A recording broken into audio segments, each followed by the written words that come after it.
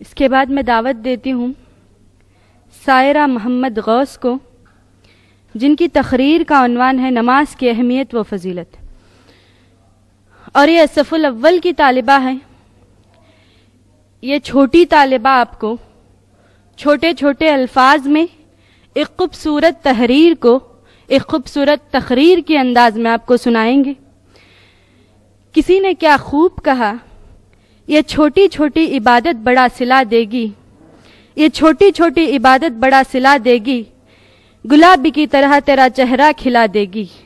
مت چرانا کبھی اللہ کی عبادت کو، یہ عبادت خود تجھے اللہ سے ملا دے گی۔ وہ آئیں اور اپنی تقریر پیش کریں۔ السلام علیکم ورحمۃ اللہ وبرکاتہ۔ نحمدہ و نصلی علی رسولہ الکریم، اما بعد۔ تمام تعریف اس اللہ رب العالمین کے لیے لائق و زیبا ہے جس نے ہم تمام کو اشرف المخلوقات میں سے پیدا کیا، اور لاکھوں مرتبہ درود و سلام ہو اس آخری نبی جناب محمد مصطفیٰ صلی اللہ علیہ وسلم پر۔ میں آج اس مبارک محفل میں میری تقریر پیش کرنا چاہتی ہوں۔ میری تقریر کا عنوان ہے نماز کی اہمیت و فضیلت۔ سورہ روم آیت نمبر 31 میں اللہ تعالیٰ نماز کو قائم کرنے کا حکم دیا۔ فرمایا وَاتَّقُوهُ وَأَقِیمُوا الصَّلَاةَ وَلَا تَکُونُوا مِنَ الْمُشْرِکِینَ۔ اے لوگو، تم اللہ سے ڈرتے رہو اور نماز کو اچھی طرح سے ادا کرو، مشرکین میں سے نہ ہو جاؤ۔ یعنی جس آیت میں اللہ تعالیٰ کہہ رہا ہے تم جس طرح مشرک اللہ سے نہیں ڈرتے اور نماز کو قائم نہیں کرتے، تم بھی نماز کو چھوڑ کر مشرکین میں سے نہ ہو جاؤ۔ معلوم ہوا کہ نماز کا چھوڑنا مشرکین میں شمار ہونا ہے۔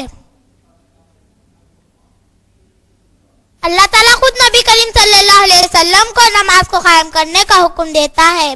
سورہ طٰہٰ میں اللہ تعالیٰ فرماتا ہے اے نبی، تم اپنے اہل و عیال کو نماز کا حکم دو اور خود بھی اس پر قائم رہو۔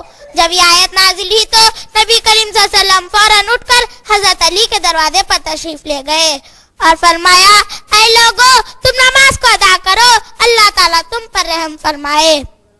ہم کو چاہیے کہ ہم اپنے گھر والوں کو نماز کی تاکید کریں۔ اللہ تعالیٰ نے تمام احکام حضرت جبرائیل علیہ السلام کے ذریعے سے نبی کریم صلی اللہ علیہ وسلم تک پہنچایا، لیکن یہ نماز جسے اللہ تعالیٰ نے معراج کی رات آسمان پر بلا کر عطا کیا، اللہ تعالیٰ نے سب سے پہلے 50 وقت کی نماز عطا کی۔ موسیٰ علیہ السلام نے کہا تمہاری امت اس کو ادا نہیں کر سکتی، جو اس میں تخفیف کرا کر لاؤ۔ نبی کریم صلی اللہ علیہ وسلم گئے اور کم کرائے۔ جب نبی کریم صلی اللہ علیہ وسلم واپس آ رہے تو موسیٰ علیہ السلام نے پھر اسی طرح کہا، پھر نبی کریم صلی اللہ علیہ وسلم گئے اور کم کرائے۔ اسی طرح 5 وقت کی نماز تک کم کرایا، پھر بھی موسیٰ علیہ السلام نے اسی طرح کہا۔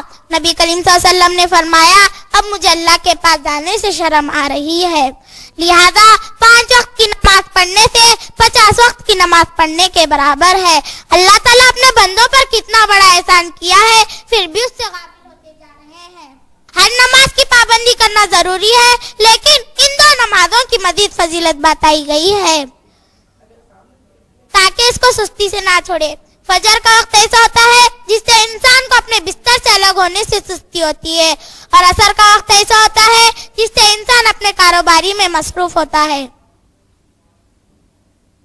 ان تمام حدیث سے ہمیں یہ بات بالکل واضح ہو گئی کہ ہم نماز کی ادائیگی سے کس درجے پر پہنچ سکتے ہیں۔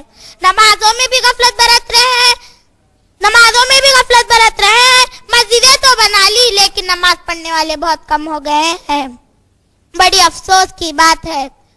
ہم کو ہر نماز کی پابندی کرنا ضروری ہے، کیونکہ کل قیامت کے دن اللہ کے سامنے کھڑے ہونا ہے اور اپنے اعمال کا حساب و کتاب دینا ہے۔ نبی کریم صلی اللہ علیہ وسلم نے فرمایا جب نیکی اور بدی پیش کی جائے گی تو سب سے پہلے نماز کا ہی حساب لیا جائے گا۔ جس کی نماز صحیح ہوگی وہ نجات پائے گا اور جس کی نماز خراب ہوگی وہ ذلیل ہوگا۔ سورہ ماعون میں اللہ تعالیٰ فرماتا ہے فَوَيْلٌ لِّلْمُصَلِّينَ الَّذِينَ هُمْ عَنْ صَلَاتِهِمْ سَاهُونَ وَالَّذِينَ هُمْ يُرَاءُونَ وَيَمْنَعُونَ الْمَاعُونَ۔ بڑی خرابی ان نمازوں کے لیے جو نماز میں غفلت برتتے ہیں اور ریاکاری کے لیے نماز پڑھتے ہیں اور ساز و سامان دینے سے منع کرتے ہیں. یعنی جب کسی دینی مجلس میں بیٹھتے ہیں یا صاحب علم کے ساتھ ملتے ہیں تو نماز پڑھ لیتے ہیں کیونکہ کہیں ہماری عزت کم نہ ہو جائے. اللہ تعالیٰ ایسے لوگوں کے لیے بربادی کا فیصلہ کیا ہے.